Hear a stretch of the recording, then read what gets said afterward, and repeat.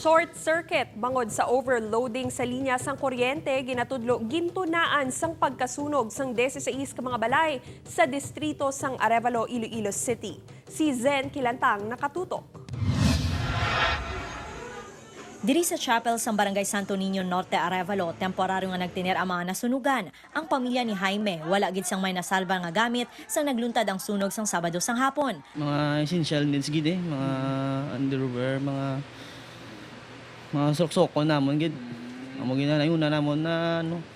Sa datos ng Bureau of Fire Protection, 16 tanan ka mga balay ang ginlamon sang kalayo. Ano mang totally burned kag napulo ang partially damaged. 3 ka persona ang ginbulong bangod na budlayan sa paginhawa kag nagtaas ang blood pressure. Nagumpisa ang kalayo sa ikaduha nga panagan sang balay sang mag-asawa nga Marilo kag Vicente Flores. Nagagwa sa investigasyon nga overloading sa linya sang kuryente ang ginhalinan sang kalayo bangod may 3 ka mga balay ang nagatap diri. Nakita na to ng sang taon sang kalayo bla.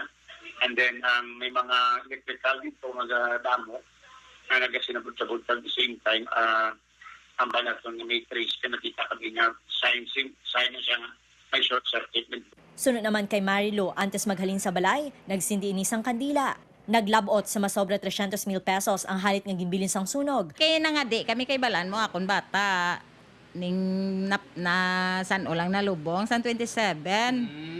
Te sige pa nga di namon. Te pagpangadi namon to ginbayaan kuman niya ang ang kandila pero safe to kay inbutang namon sa taas sa bala.